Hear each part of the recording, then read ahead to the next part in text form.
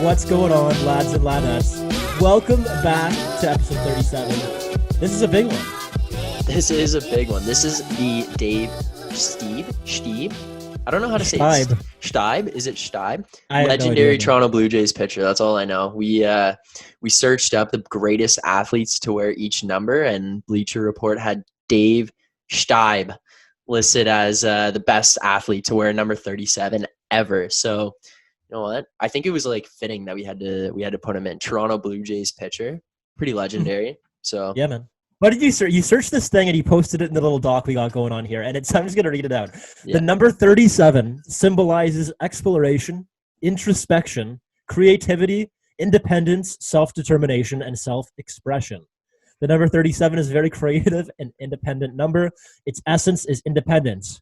Number 37 people. And who are number 37 people? Apparently, they enjoy exploring new locations and new ideas, things, and methods. So if you're a number 37 person, let us know. I didn't even know. Yeah, what does that mean, though? Like, okay, my interpretation of it is like people who like their favorite number would be 37.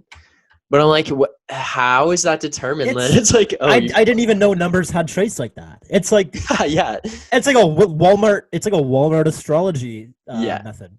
Yeah, this is such a hack like astrology kind of thing. See someone walk down the street. Oh, God, that guy's definitely a 16. And who determined like what the number means? How does the number mean that?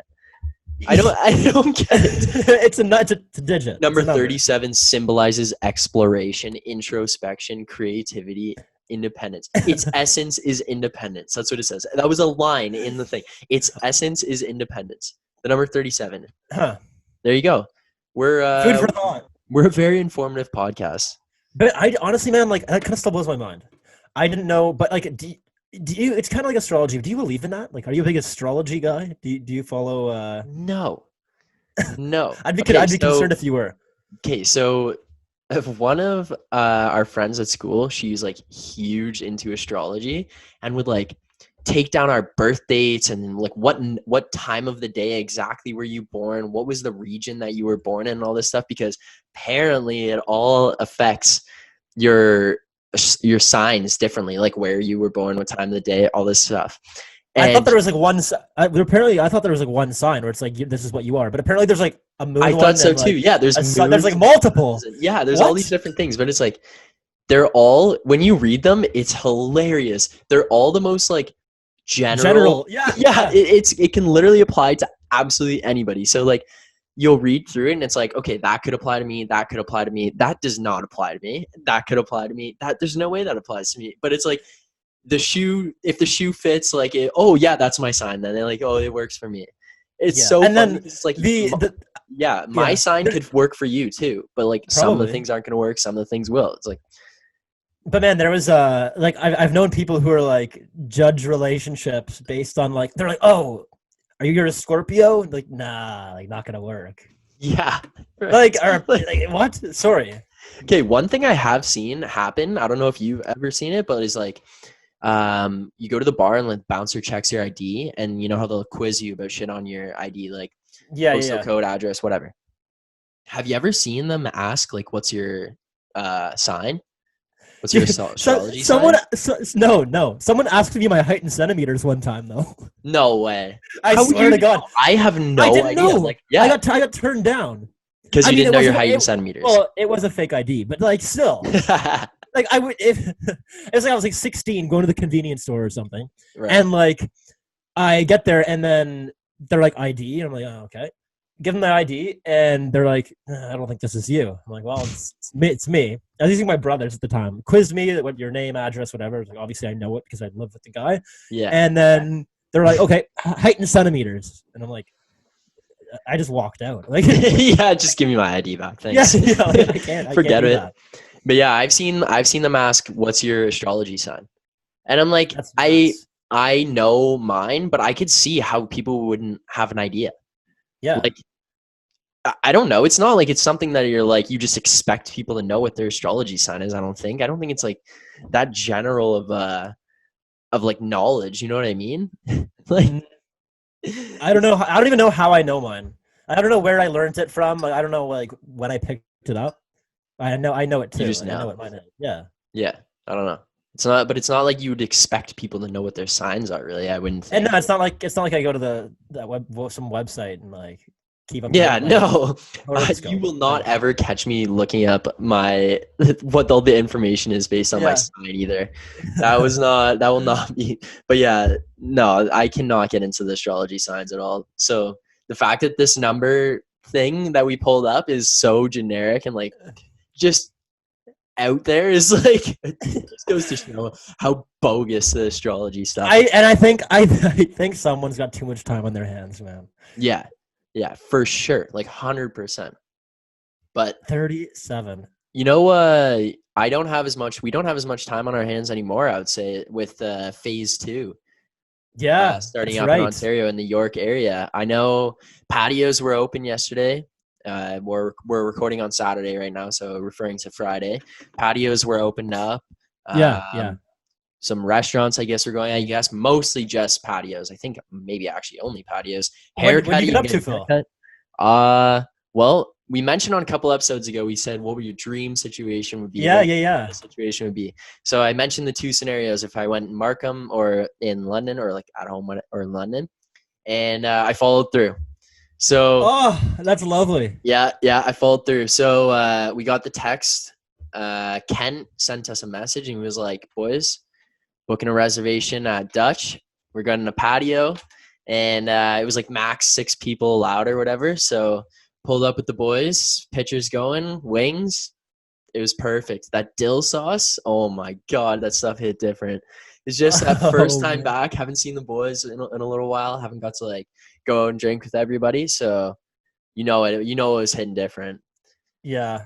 It was unreal. But I was glad to get to follow through on that. Especially because you were living. Yeah, you literally said your dream scenario. Dutch. I'm so happy you could make that happen. Your dreams become reality. Yes, they do. They do. When you're podcasting, dreams become reality. So, what'd you get up to? You do anything yesterday? I visited an old friend. I actually, you know what? Earlier, during this podcast live, we talked about my awful prom experience. Like I think I told the full story on prom or about my prom, whatever. But I visited her. I saw her, and we made give a little backstory, just a little brief explanation what happened. Okay, long story if short. You're comfortable with it. Yeah. Long story short, she lived in New Jersey at the time. Now lives in Toronto, but she lived in New Jersey, and I don't know. I didn't like. You know her from the cottage. Know her from the cottage, yeah. And I didn't ask anyone to go to prom with me from school, so I just shot her a text because like we grew up together. I'm like, yeah, like, would you want to go to prom with me? She's like, sure, which blew my mind. So she booked tickets, whatever. Got plane tickets. Like I bought her prom ticket, Wasaga ticket, got everything sorted out.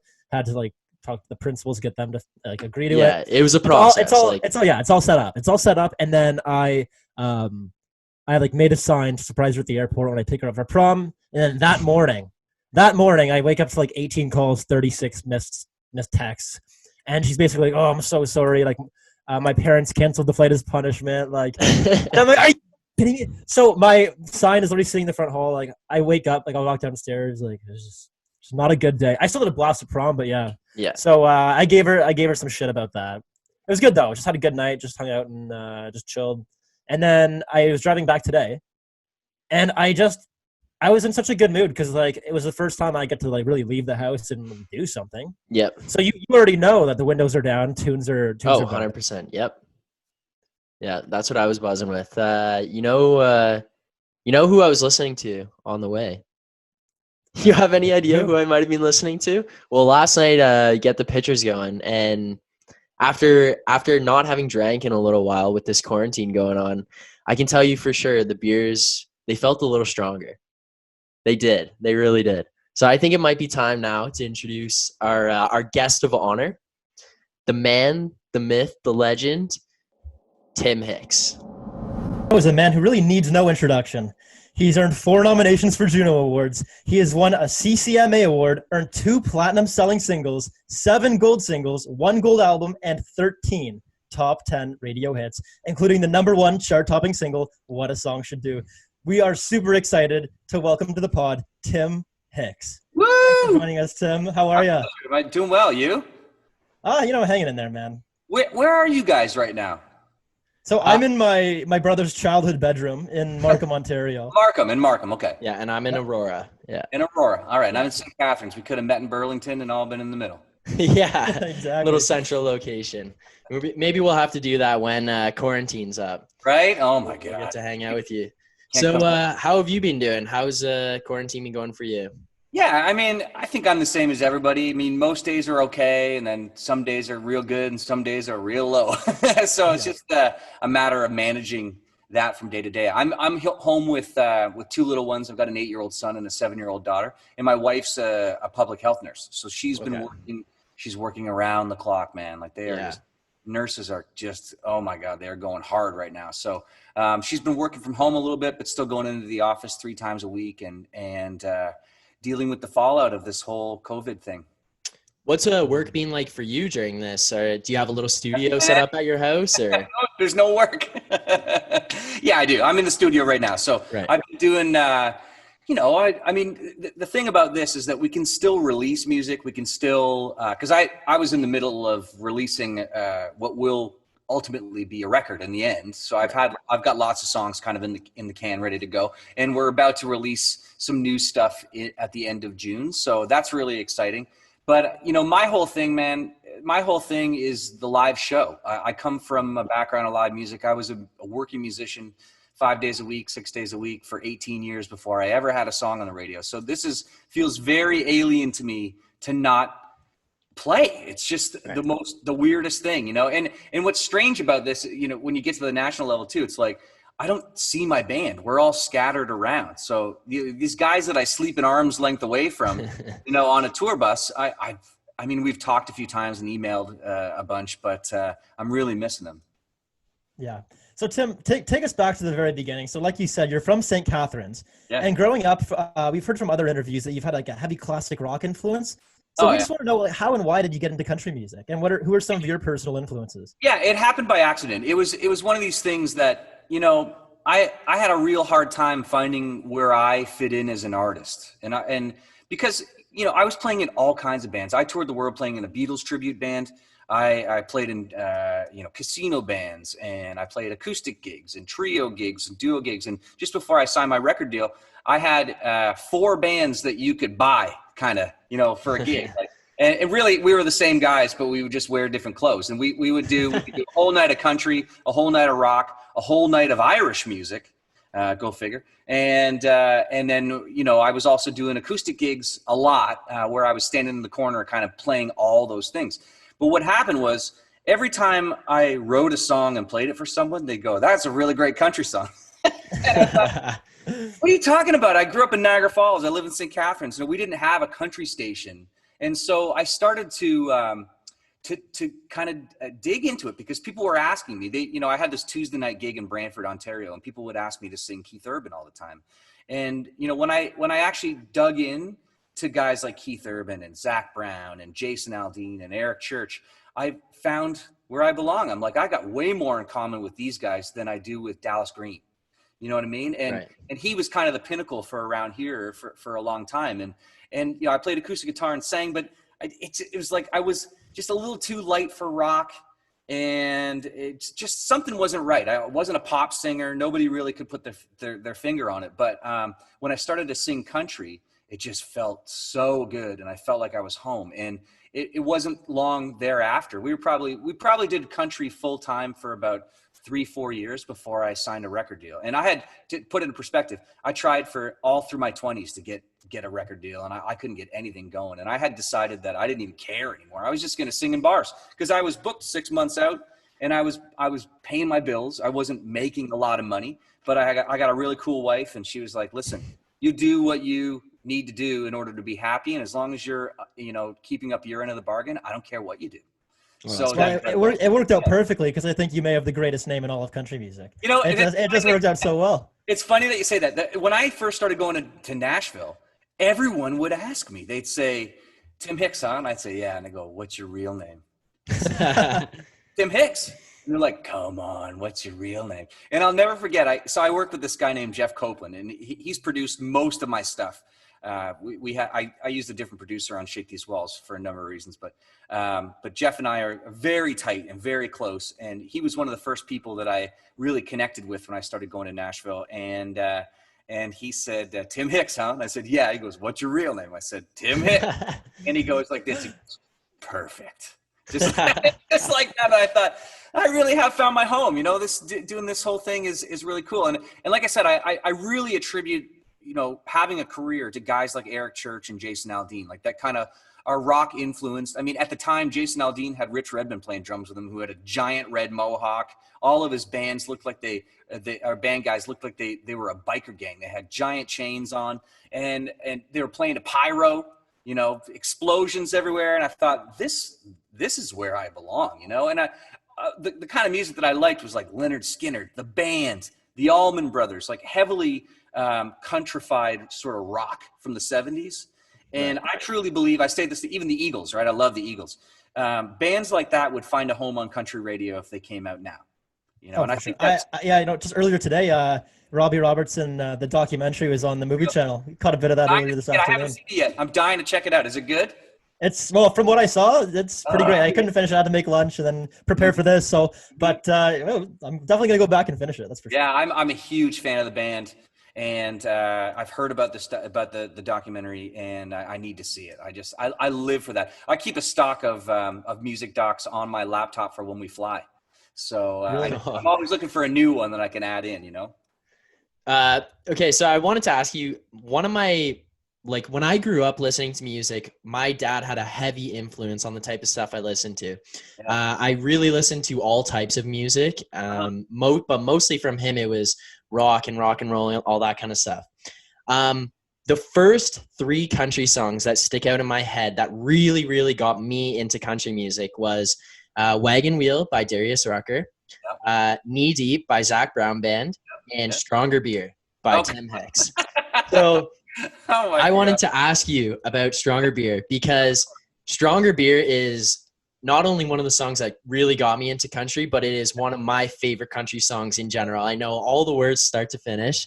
Like, I just absolutely love the song. And I want to know, what kind of Canadian influence do you have in all of your music, let alone that one? Because that one really stands out as like a Canadian song. I'll tell you the story about Stronger Beer in a second, but you know, what's interesting about that is, like, I am staunchly Canadian. I never made the move to Nashville. We tried.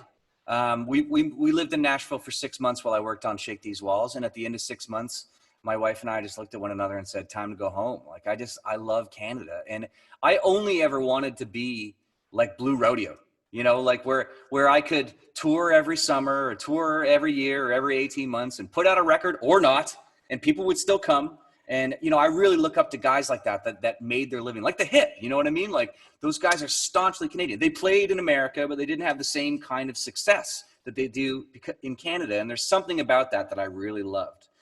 That being said, one of the things that I heard over and over again in 2013, when I first started to come on the scene, was that the sound sounded American.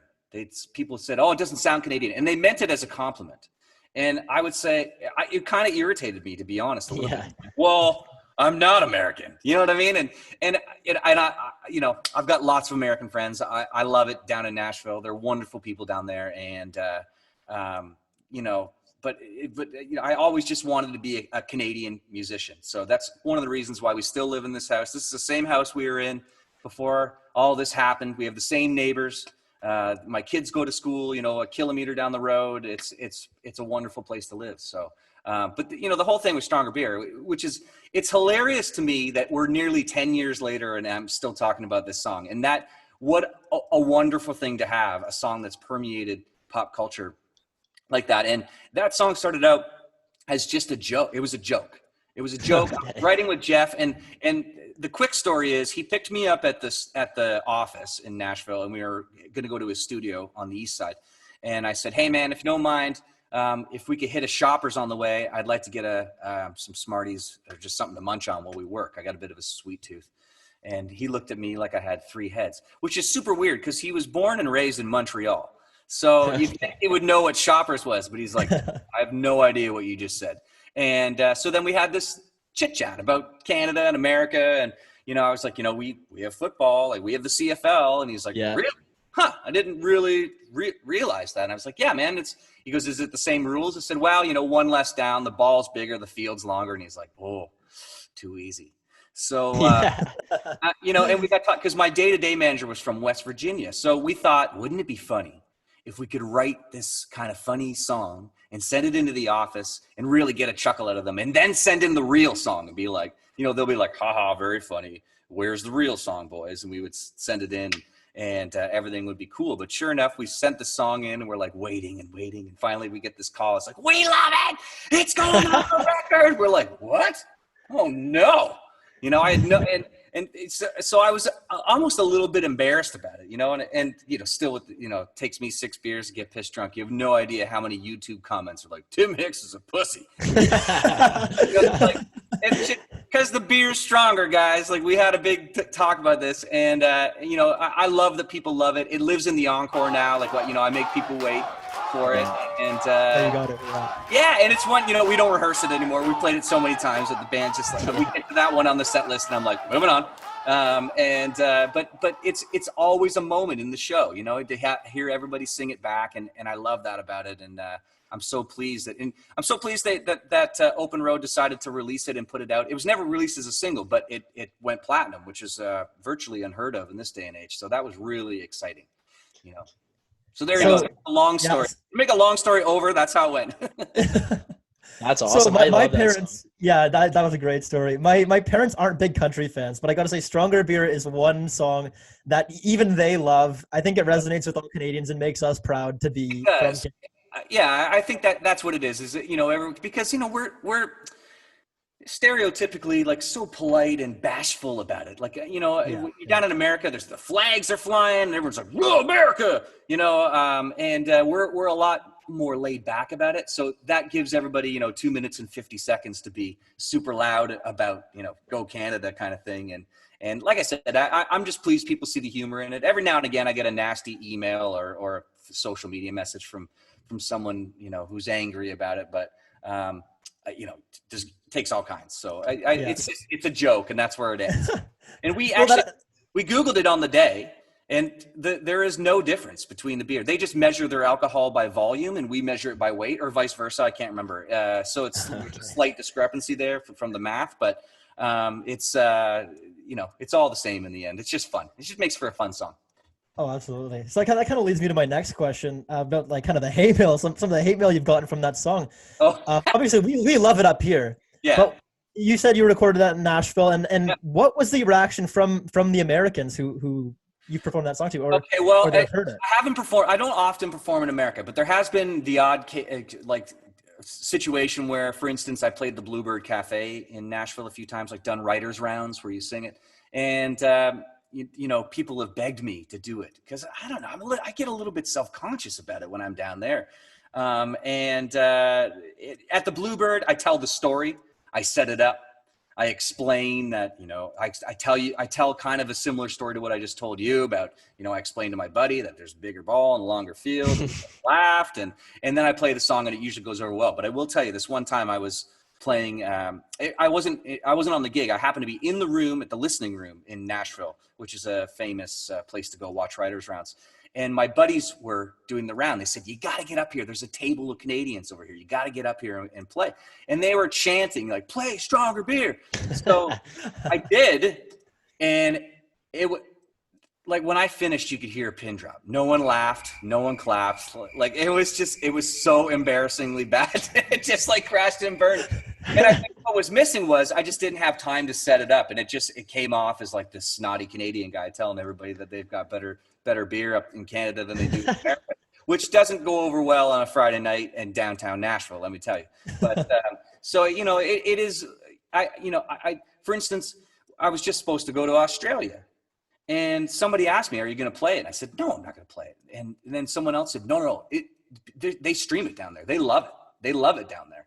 Wow. And so that kind of was like, it kind of was surprising to me that other countries, I played in Germany and Holland as well, just before the whole thing happened. We all had to come home, but and people were asking for it. Are you going to do Stronger Beer? So there's something about it. I think that this might come off. I don't want it to come off how it's going to come off, but I think that there's something about kind of needling America a little bit. For sure. In a fun way. It's done in a absolutely. fun way. You know what I mean? Like no one's trying to start any bar fights over but it is it's one of those things, man. I'm so lucky to have a song like that. So you've talked about like living in Nashville and that experience of working there and stuff. What would you say is your favorite bar or place that you got to play in Nashville alone? Oh, okay. I was going to say I've my favorite bar. I mean, my favorite gig that I've done there is the Bluebird Cafe. It's a wildly famous place. And, I never thought I'd ever get an opportunity to play at a writer's round in Nashville, Tennessee. Like that's a pretty cool thing for a kid from Niagara Falls. So I would say that would be my favorite. Okay. And then what would be your favorite bar in Nashville? Okay. So down on Broadway, there's a place called Robert's Western World. And it's my favorite place. It's they always have a great band. It's always traditional country. It's a hole in the wall, but it has got such a vibe. And you can get this thing called, it's called the Recession Special. And it's a thick cut fried bologna sandwich and a Pabst Blue Ribbon for $5. Wow. I love it. I get it every time I'm in town. That's unreal. So that kind of reminds me. So Tim, I know that you went to the University of Waterloo. I did, yeah. I'm currently at Wilfrid Laurier University. I'm going to my third year there. I used to hang at the turret. The turret. How about so you were talking about the $5 little combo? Was Chainsaw around when you were in Waterloo? Because they had for great deals there. Chainsaw is a bar? Yeah, it was a little karaoke bar on King Street in Waterloo. It wasn't there. It was probably called something else. It was probably called something else. See, I used to live. Do you know where Phillip Street is? Yes. Okay, so on Phillip Street, there used to be. I don't know if it's still there. Across from, is Rim still there? No, I don't believe so. Rim's gone? Yeah, I don't know. I'm out of that. But Rim used to be there, and across the road was these student co-op residences, and I lived in there. And in the basement was a pub called Weaver's Arms. And I used to play there every Wednesday night, like for years and years. Like even after I graduated, I figured the gig would be over. And they're like, no, we'd like to have you back. So I kept driving there for years. And then I wound up, when that dried up, I wound up moving it down to McMullen's on King. And I played McMullen's for a while. But I think Phil's is still a thing, right? Phil's is still a thing. It's infamous. It's a notorious place. I'm an old man now. It's been a long time since I hung out at the University of Waterloo. But I look back on it pretty fondly now. That's awesome. Is there any... I guess I wanted to ask that during your time in Waterloo, like, you know what, actually, let's take it back to your debut album, because it kind of relates to you playing live tunes and kind of working your way up. So your debut album was released in 2013, and you were in your early 30s at the time. Like, obviously, we're not music experts, but that does seem a little late, which is interesting to me. Yeah. So could you kind of walk us through that progression and how you kind of came about signing your record deal? And well, yeah, I'll tell you exactly what happened. So I was playing full time. Like I told you, I tried for 10 years, all through my 20s, to get a deal, and it, in retrospect, it was because the music wasn't right. I wasn't doing what was natural to me, which was acoustic guitar and singing. So once I kind of figured it out, I was singing at Grace O'Malley's in downtown Toronto at King. Yeah. Oh yeah, we're familiar. Yeah, okay. So I used to play there. My band was the house band there, and I played every Wednesday by myself, and then Thursday nights I would play with the band. And then once a quarter or so, we would do the whole weekend. So we were there a lot. I was there a lot. And I was singing one night, and these two guys, or this one fella actually in particular, approached me. He's like, hey, man, you got a good voice. Do you write? And I said, yeah, I write songs, but I hadn't written in a long time. I was just working, and I didn't care. I was just like, whatever. Yeah, I write songs. He's like, well, I got some studio space over at EMI, and would you like to write? I said, sure. So it kind of started from there. So those guys, I recorded some demos with, and they took them to Nashville and played them for Ron Kitchener, who's my current manager and runs Open Road. To which Ron said something of the effect like, these songs are horrible, but this guy's got something with his voice, and I want to see him sing. So next thing you know, my wife's super pregnant, and the A&R guy for Open Road came to see a little showcase that I set up in Hamilton, Ontario, at Fennel and Wentworth, ye old squires. And they let me play for free because this Nashville guy was going to come see me play. And next thing I know, he looked at my wife. He said, dude, you got your hands full. I said, yep. He said, when's the baby due? November. He said, have the baby, come to Nashville in January, and we'll see what happens. And I spent the next year, all of 2012, just going back and forth between St. Catharines and Nashville. Every time they'd say, when can you come back? I would just book another trip and go back down, write some more songs. And then we got enough songs that, you know, once we had Get By, everyone got really excited.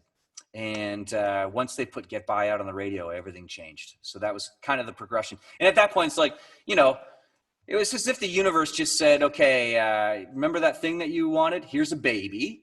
And now here's a record deal. Juggle that. Yeah. And it was chaos, man. And then shortly thereafter, we had we had my daughter. So it's been, in fact, my wife and I were just talking the other day. This is the longest I've been home since forever. Like I've never been home this so, you know, which is great. It's a blessing and a curse at the same time, but I'm really just trying to you know, focus my time on spending time with the kids and just being at home and being dad and being a husband and, you know, doing the music thing on the side. Right. Yeah. It's got to be enjoyable. Yeah. So, and that's the thing. And what I love about country music is that you can be like, I was 33 when I broke. You could be in your 30s as a man. I guess that's male privilege. Which is, you know, a little bit shameful, but you can be a little bit older and still have a career happen, which is exactly what happened for me. So there you go. And we're glad it did, man. You've released some killer tunes, and thanks. So we know that country's kind of known for having a lot of cliches in some of its lyrics. You got the cold beer, the jacked up truck, dirt roads. The list goes on, really. We want to know, what's your favorite countryism? Well, it changes, but you know, that's how you wind up with a song like No Truck Song.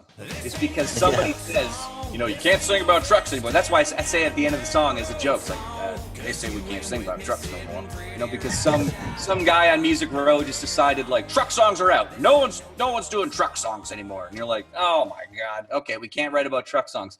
So you know, it changes all the time. I would say for a long time, I was always reaching for them painted on jeans, you know, that everybody had in their songs for a while. And it's almost like when I hear that stuff, it's almost like looking at a bad yearbook photo. You know, oh, look at my hair, I look terrible. You know, it's a little bit like that because, you know, especially at that time, we were all trying to figure it out. And it just, some of the cliches were just so bad. Like I remember my A&R guy telling me, he's like, no more gravel roads, no more gravel roads. Enough with the gravel roads. Every song you write has a gravel road in. Forget it. Move on. Get some pavement. Get some dirt. I don't care what it is. No more gravel roads. So I guess gravel roads would be my favorite. That's pretty funny. Are there any, like, obviously there's some that you just naturally use, but are there any that you've ever like slipped in there just for fun, just to like poke fun at the fact that people are always looking for those kinds of things? That's what No Truck Song is. That is that exact thing. Like us just kind of making fun of ourselves a little bit, you know, but you're trying to do it in a clever way, I suppose, for lack of a better term. I don't know if we got there, but and that's why I don't know. Like it's you know, the thing about Truck Song is that on every record I've done, they let me cut one or two of these like kind of silly songs. So for instance, a good example of that would be Drunk Me on New Tattoo. You know, Drunk Me is out and at it again, where it's kind of a little bit funny. And that comes from me listening to a lot of John Prine and people like that kind of would write silly songs. Okay. And it's really designed as just comic relief and to show people that really at the end of the day, I'm just trying to have some fun and I'm not taking myself too seriously. So that's why it was so exciting to release a song like No Truck Song, was because we'd never really shone a light on that. Like Stronger Beer was that. Like, I was making fun of myself, really, you know, all that with all that stuff. So, you know, I mean, on every record, I want to do something that brings a smile to someone's face and give them a chuckle. I just think that that's the best, you know, because I don't take myself too seriously, and I want it to be clear to you guys when you listen to it that, oh, okay, Tim's just fooling around here. You know, let's California's on fire. You know, all that stuff. Like we're just trying to get a laugh out of people. I like that. If you could pick two venues, one big venue, one small venue, and your favorite places to perform. So I'm going to assume that your small venue would be the Bluebird. If you could pick one, no, it wouldn't. I'll tell you what, it'd be the Commodore Ballroom. Okay. Commodore Ballroom. And why would that be?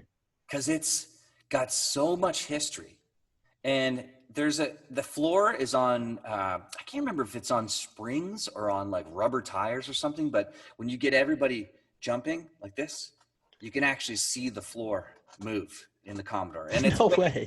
Like 1,000 kids, and it's a small stage. It's tight. It's dirty. It's sweaty. That's my favorite small venue in Canada. And I would say my favorite big one would be Budweiser stage. Okay, awesome. Yeah. Oh yeah, I got to play there with Dean Brody a few summers back, and like listening to the intro tape roll in the wings, I was welling up. I was like, I can't even believe that I am playing Molson Amphitheater. Which is, I saw you there in that. Oh, were you? Yeah. We had like you could tell like everybody, all my friends and family that were there, because everyone was there. Like my grandmother was there, my mom was there, my wife was there. Everybody was there. They all said you could just tell that you were just beaming on the inside. I think it really was. Because I'd seen so many concerts there as a kid, and as an adult, so to actually play that stage was pretty epic. So Tim, we want to know, where would you rank that moment in terms of kind of performances where you're up there, you got the crowd singing along, and you just think to yourself like, okay, like I'm where I need to be. Yeah, this is awesome. Like, where would you rank that one? Or do you have any other? That was the top one for me. We were high for 3 days. Like we left on the bus that night to go play Lucknow Music in the Fields, I think, in around Kincardine. And it took 3 days for me to come down from that show. And the band too. Like we were all like, because you have to understand, I have the same guys that were playing with me at Gracie's are playing with me now. Wow. The things have gotten bigger. Like we got a few more guys in the band, and now we have a crew and a bus and all that stuff. But it's the same guys. It's Andrew McTaggart was the guitar player, Rob Wells on drums, Doug Elash on bass, and me. And we were that. So we always, especially when you play these big shows, even now, I have at least one moment with one of the guys while someone's taking a solo out on the catwalk or whatever, where I'm like, "Can you believe we are here? Can you believe this?" And they're like, "Can't believe it." As we're playing, right, we're yelling over the music. Can't believe it! This is awesome! So great! It's so it's that was a big moment. What do you think about Boots and Hearts? Because I know Ryan and I have both been there a couple of times, and Boots and Hearts is like one of the biggest. I know there's a bunch more now of country music festivals in Canada, but like, would you what is your perspective on that as a country music performer? Like, what is your thought on it? I mean, when you have 30,000 of your closest friends singing your songs back, it feels pretty good. I love that festival. I mean, I feel like, I had a real special moment. I've had a number of special moments on that stage. We played it so many times, but the one that comes to mind is the first year that we played it. Actually, it would have been the second time, because the first year no one knew who I was. So the second year, this was maybe the next year or a couple of years later, I can't remember now.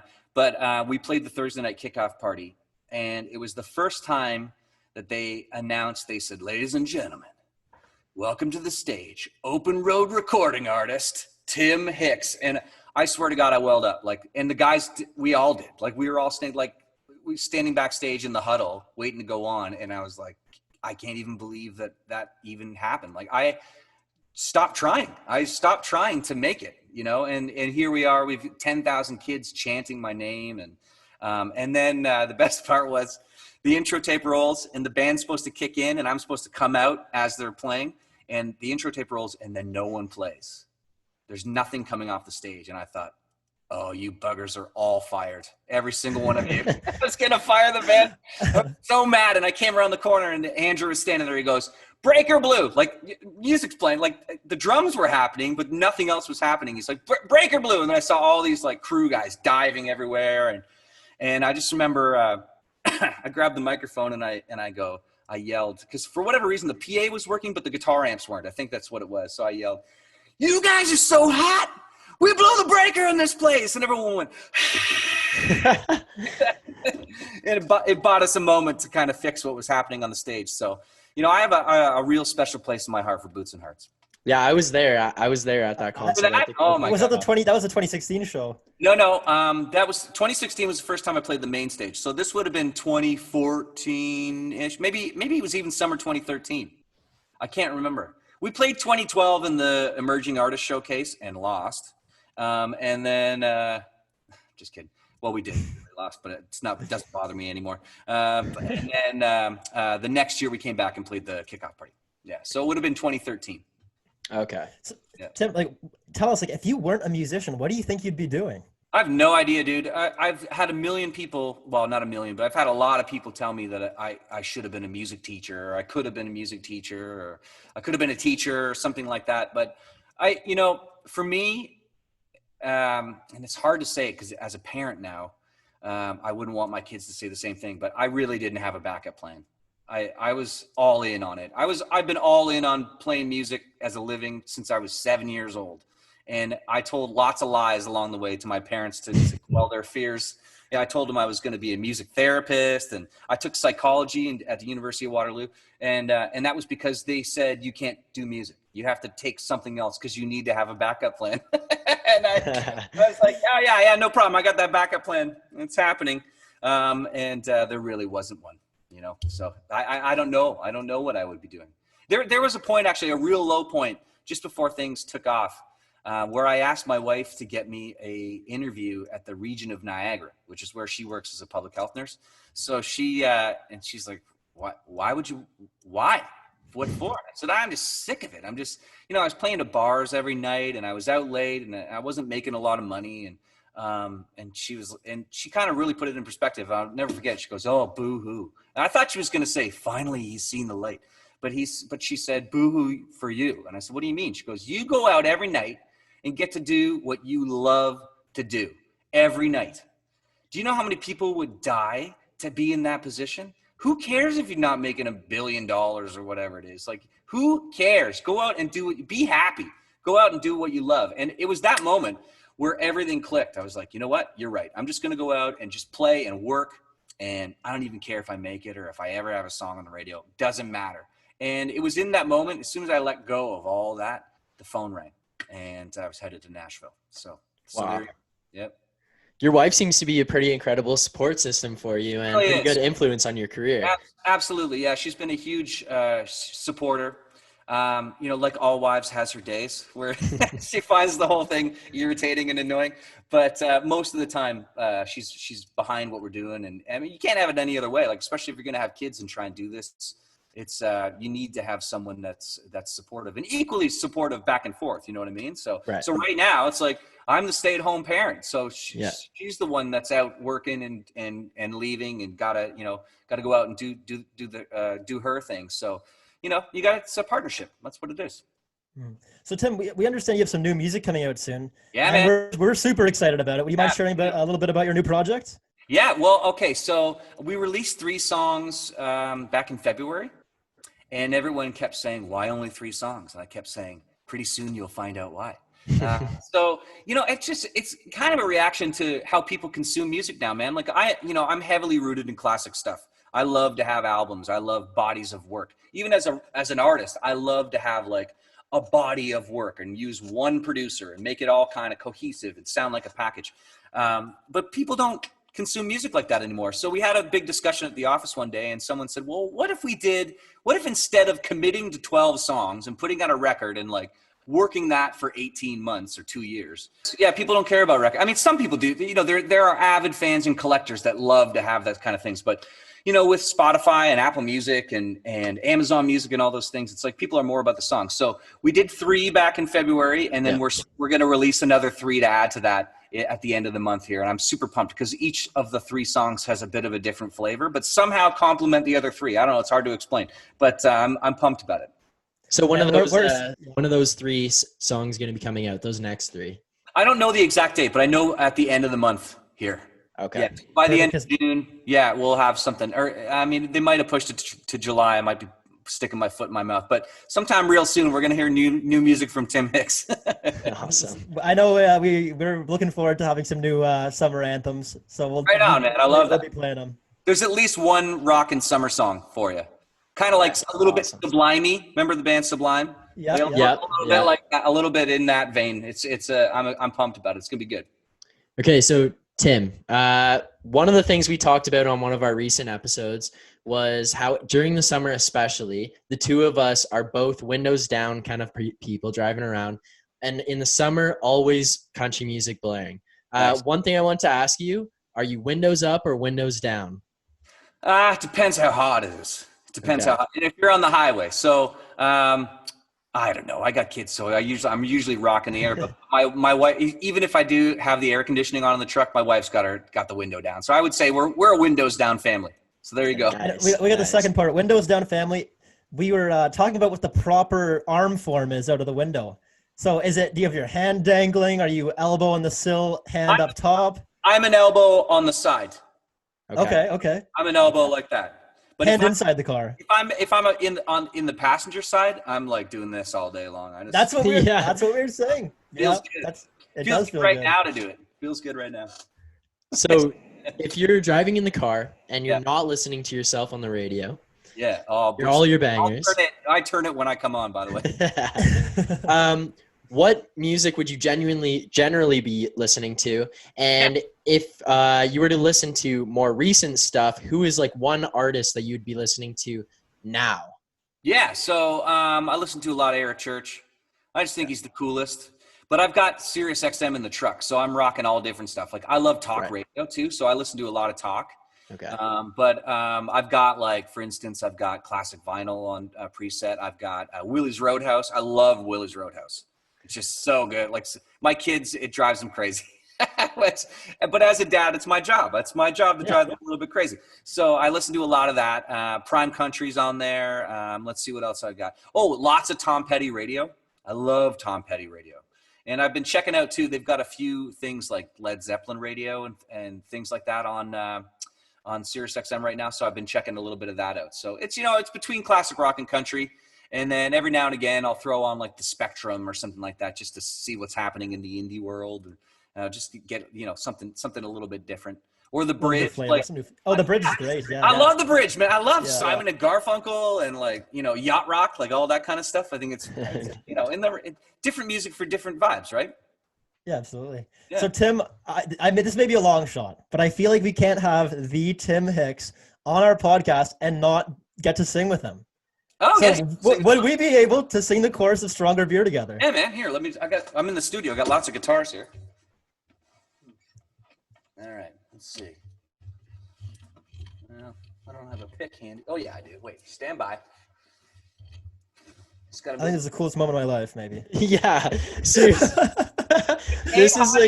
This is like the one song that anytime I'm out like at a party or I've got people over at our house or something, I put this song on just to show off that I know like every word. Oh my God.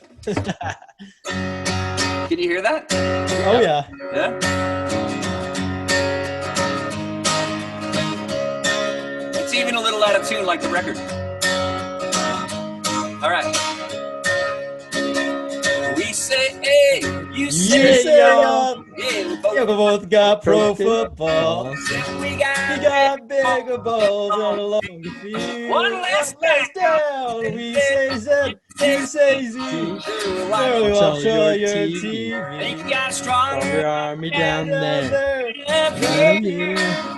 We got stronger beer. Yeah, we do, baby. Yeah, we do, baby. Yeah, see, That's unreal. If you ever notice, only one guy's ever asked me about this. That song is like largely acoustic.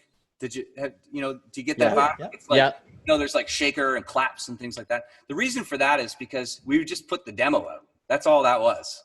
It's because nobody wanted to do anything more with it. We were just like, it has a vibe. Let's just put it out. So we never did it as a band. Like the idea was we are going to go in and cut it as a band later, but we just never did. So there you go. That was awesome. That was so cool. I can't get the smile off my face. We can't thank you enough for coming on and doing this with us. 3 new projects coming out July, June, May. We don't know yet, but Tim Hicks is coming in the future, and we're super excited about that. We're super thrilled to have you on and chat with you. We had a blast. Thank you so much for having me, guys. Thank you for taking the time to come on. We really, really appreciate it. It was so much fun. Enjoy the night. Have a drink and think of me. Thank you. We will. Thanks for coming on. Thanks, boys. See you later. See ya. Cheers. Wow. That's all I can say. Getting to chat with Tim Hicks, like we've been big fans for a long time, and not only chat with him and find out a little bit more about his career, to find out he's got new material coming out. Yeah. And to be able to sing one of my favorite songs. Just like a Canadian anthem. It was. How cool was that? It was sick. It's kind of funny because like when I've been listening to it back, the audio, and like you'll kind of notice it, the audio when we were all listening and like singing together or whatever was kind of off. There was a little bit of a delay just because of the internet. And so like there was a point in time where like I stopped because I couldn't figure out what was going on between hearing you and Tim. But then like we just picked it up, kept buzzing through, and like cranked out the chorus of Stronger Beer. It was so cool though. Like you shot your shot, and he's like, yeah, well, of course. And he stands up, goes, grabs his guitar, and just starts strumming out Stronger Beer with us. That was so cool. It was so cool to do. And we were a little bit unsure. Tim was unsure as well about his new release date, but it has a new EP, Wreck This, coming out June 26th. So check that out. Yeah. Pretty cool to get to have him on. Somebody that I've seen in concert a few times.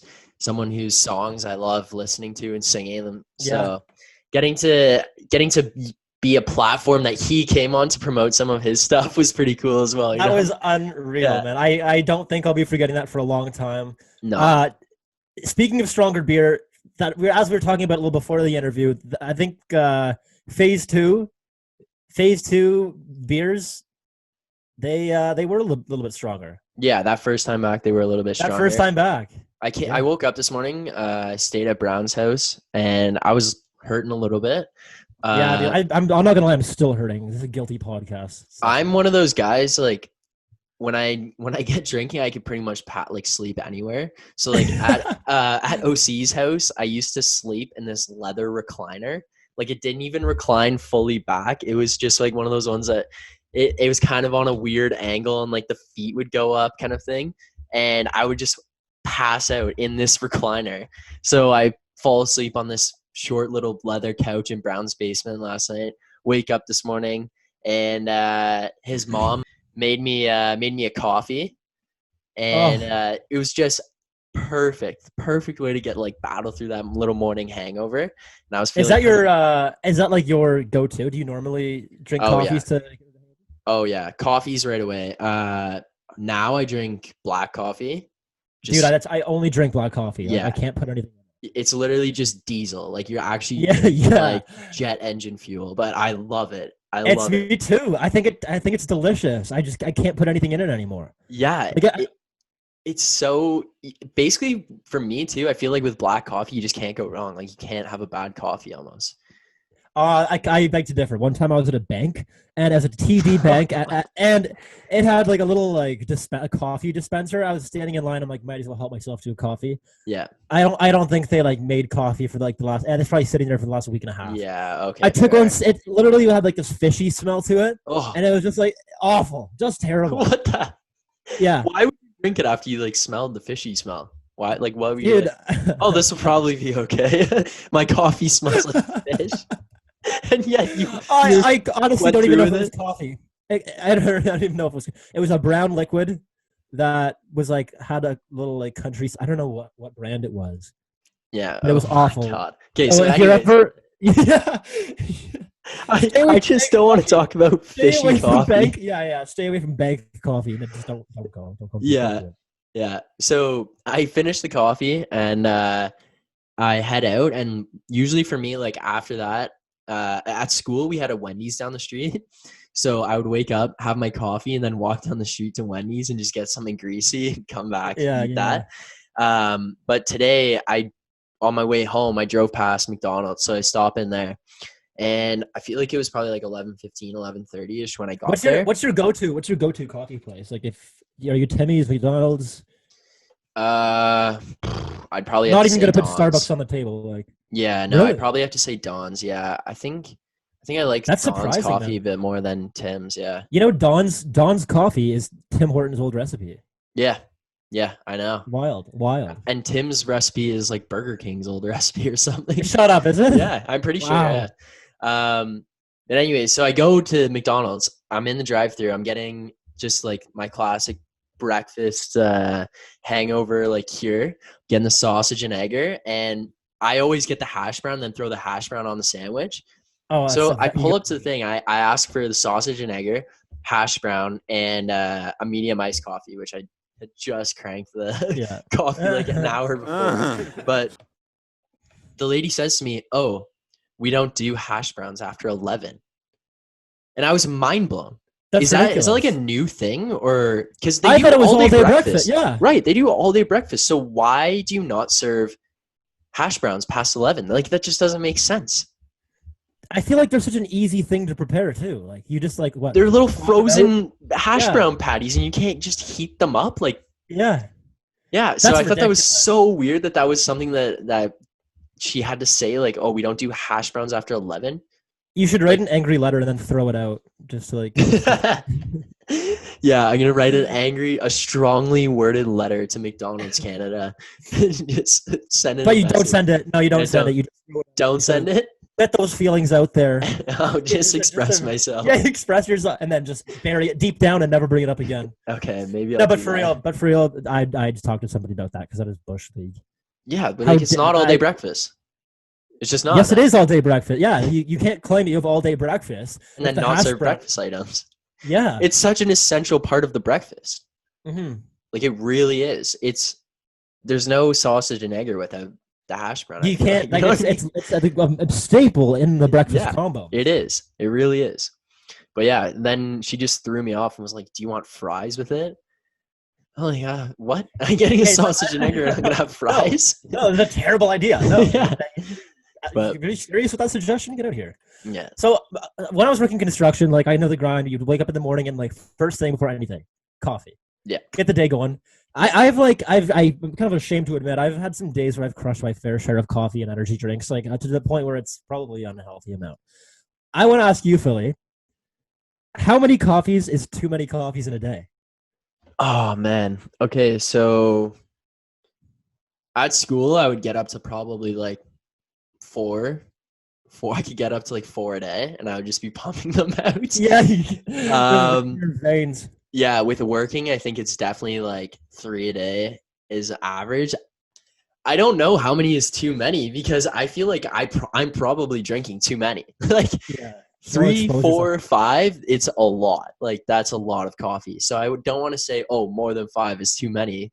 Because I'm definitely in the territory of too many a day. I'm gonna say 4. I'm gonna put the limit at 4 a day because like if I'm studying in the library and like I never really have coffee like at night or like late afternoon. Yeah. But like if I am studying, then I will like I'll get some to like help me stay up. So I've pushed the envelope a time or two. But okay, listen to this. So in second year, I think it was, I started doing this thing where those mason jars, like the glass mason jars. Oh yeah. So with like the metal lid. Yeah. Okay. Yeah, the metal lids that screw on, right? Yeah. I had one that was like, it was a pretty big size and it could fit 3 coffees in it.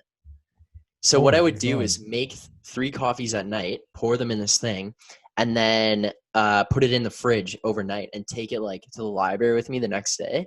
So what I would be doing is I would wake up, have a coffee, then go to campus and then drink this mason jar of 3 coffees in it. It was frozen? Like, did you heat it up? No, I would just drink it like cold coffee. Oh my God, you psychopath. Yeah. That's disgusting. Yeah, but I don't know. It got me through. It was just fuel, man. Okay, fair enough. That's all it was. It was just fuel. Yeah. And it was cheaper than having to buy coffees all day, right? For sure. But wasn't it a pain in the ass carrying around that? I can only assume it was a pretty large mason jar. Like if you dropped that, that mess? Yeah, I just carried it in my backpack. Or not my backpack, okay. My like gym bag. I see. Bring that with me. Yeah, so I would like wrap it up in some stuff just in case like anything happened, and then bring it with me. Yeah, I feel like a lot of people walking through campus just seem like way more prepared than I do. Like I have my bag with books and stuff, but there are people who like have extra bags and extra pouches and like stuff with them, like meal prep. It's like no, I never had that. I would just have the coffee and like my backpack, obviously, my coffee, and then my gym bag, and that was it. But yeah, I feel like exclusively for coffee though. Like no. I'd have my gym clothes in there. Like I would go to the gym. I was an avid gym goer at that time, McGee. Come on, give me some credit. Dude, honestly, I just like I pretend to be like I go like once or twice near the beginning of the semester. I'm like, all right, this is the year. This is the year when I bulk up and like I'm just gonna like change my life. And then I like 3 weeks down the road, it's like, oh, I can't find the time. While I'm sitting on my ass playing Tiger Woods PGA Tour. Yeah, it's like, I can't find the time between school and video games. There's no time. Yeah, exactly, man. It's Decisions. It's a battle. All right, well, I think we got to get into our first segment of the show. A fan favorite, one that I love doing. I enjoy a lot. We got to do it with a couple guests earlier on, and then we've done it between just you and I. We did that first one 2 weeks ago. I love that last one. Yeah, that was a great one. So I think it's time that we get into our first segment of the show, this or that. This and that, this and that, this and that, this and that. This is a dog, that is a cat. This is a dog, and that is a cat.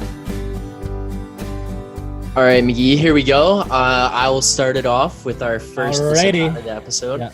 So, would you rather have subtitles in real life or be able to adjust real life volume? Ooh, I think that's a tough one, man. There's so many great applications for either option. Yeah. Like, when I think of this question, I think of Click. Like how like the Japanese businessmen are talking. Yes. I'm like, he puts on the subtitles and they just want to go to TGI Fridays. Yeah. I think I'm gonna have to go with subtitles because I feel like I'd be able to understand everybody, and it would just make my life so much easier. Oh, I didn't think about that because you could understand what everybody's saying at all times. But the only shitty thing is you wouldn't be able to communicate back to them, but like you'd be able to understand. Fair enough, man. Okay, I was thinking like the volume, just because there's certain times where you're like, I don't know, you're like doing something or like I don't know, if I'm at work and like all the machines are blaring loud and it's like, okay, I'll just turn these down and like tune it out for a little bit, or you're trying to study or trying to do work and you can like turn the volume down.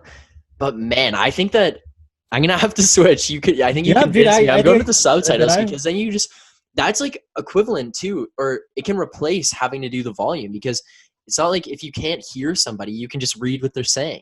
So then it just solves that problem. So I agree. I didn't think about it that way, but yeah, that's another great reason why to pick. That's a good one then. We'll both go with the subtitles in real life. All right. Yeah. Subtitles in real life it is. Second one I got for you, Philly. Yeah.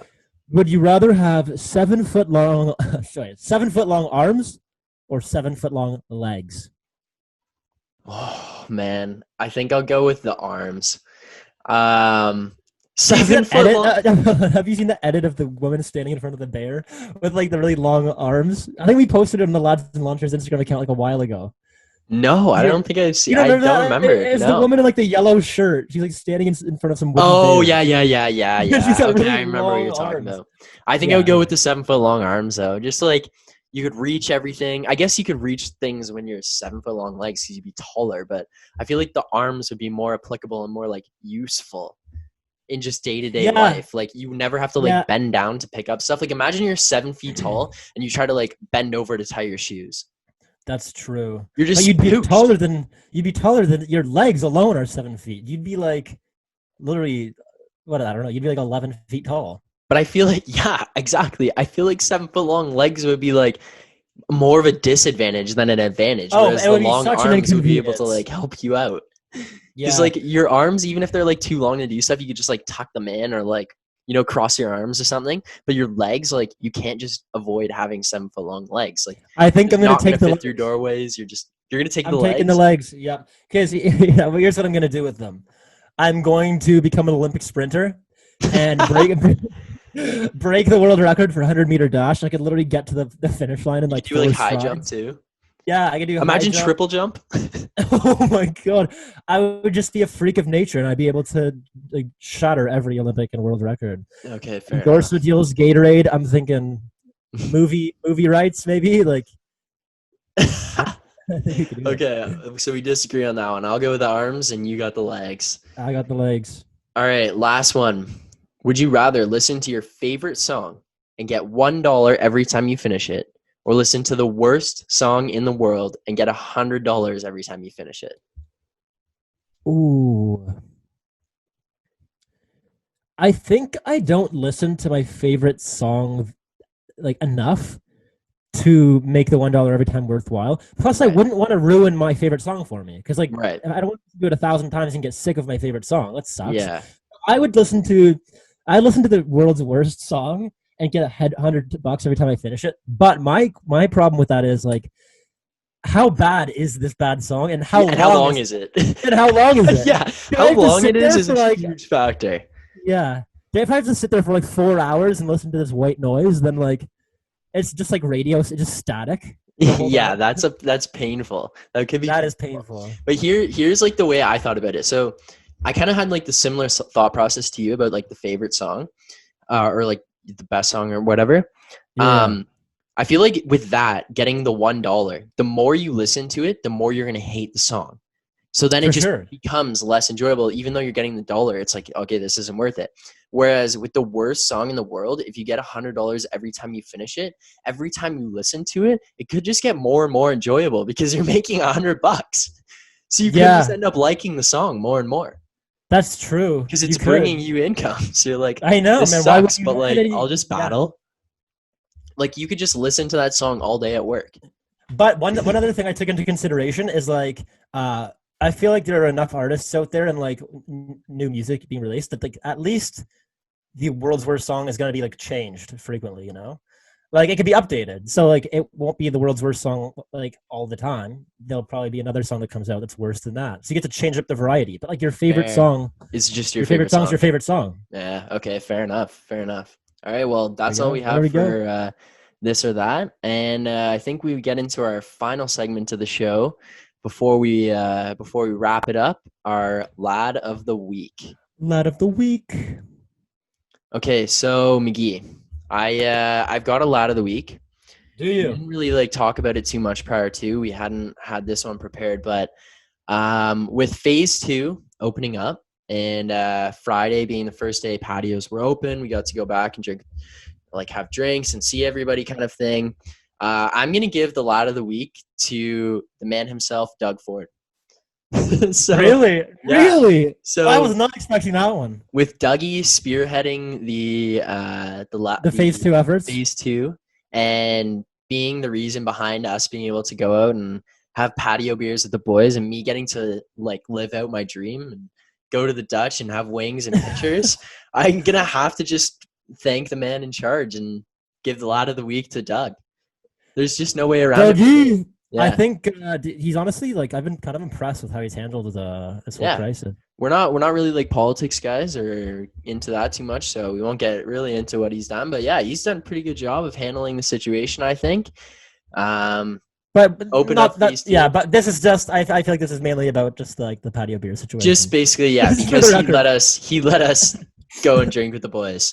Yeah. Like I got to have there's this app. I'll talk about this real quick. There's this app, it's called Beer With Me, and all my friends at school have it. And like what happens is every time you're drinking, you click this little beer glass on the app and it sends a notification to all of your friends. And whatever you put your nickname, it says your nickname is drinking beer. So mine, that's like, amazing. It's a great app. Right now. It's a great app. So like at school, what would happen is one person would click it and then it would say they're drinking beer and it says like their location. And then everybody else would like, if you're preing, everybody else starts hitting that they're drinking beers. And then everybody's in different locations. And then slowly through the course of the night, everybody's like in the same location drinking beer because everybody just like comes together, is at the same bar, is doing whatever. So I thought that was like a great app. That's genius. That's genius. Yeah. I'm downloading that as soon as this episode's finished. But like, that's incredible. Yeah, and everybody like makes all these different names and stuff. That's so funny. So like one of my friends, one of my friends, Big Call is his nickname, but he changes his name all the time. So right now he's like at his cottage. So his name is Muskoka Call. So it'll get a notification. Muskoka Call is drinking beer. And then, like one of our friends, her name is Sid Kavanaugh, and her name is Sid Kavanother Drink. And it's just like so creative every time it comes up. Like my buddy Simmer, he made his. There's like I think he used to be like a race car driver or something. His name is Fernando Pisani. And Fernando Pisani was on the Edmonton Oilers, bro. Oh, what was he? I didn't know, man. Fernando Pisani is the guy who scored the Game 6 overtime winner. Game 7 there you go. Carolina. Now I look like a fool. But anyways, Simmer made his name. Fernando Alonso. Oh, okay, yeah. That is who I was thinking of. Okay, so he made it his name. I'm gonna Fernando Pisani my bed tonight. Yo, that's so good. It's so good. It's such a good app, but yeah. So I think that ends episode 37, the Dave Stieb episode. The episode of Independence, we'll call it. Yeah. Some bogus astrology. What a great episode it was. And once again, we just want to thank Tim so much for joining us. Awesome interview. Better guy. Yeah, great guy. Hopefully we can take him up on his offer and meet him halfway in Burlington, and then we can we'll have a little jam sesh together. You could use beer with me. Yeah, we'll use beer with me with Tim Hicks. We'll be drinking some stronger beer with Tim. But McGee, that about does it for episode 37. Great chatting with you. Great chatting with you as well. Great segments. Always some laughs. Absolutely.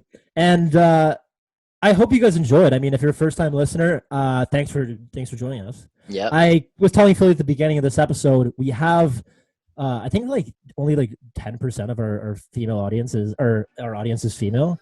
But I feel like it kind of increased today because of Tim. Ladies love Tim, right? Yeah. Great. Which is amazing. We love the support from the ladettes. We love the support from you guys. And we're getting a lot of it recently, which is pretty cool to see. Yeah. So we want to thank you guys again. Hope you enjoyed. And more big things to come. You're not going to want to miss it. So catch us same time. I guess next week, sorry. Same time, same place, same lawn chairs. Thanks, lads and ladettes. Cheers.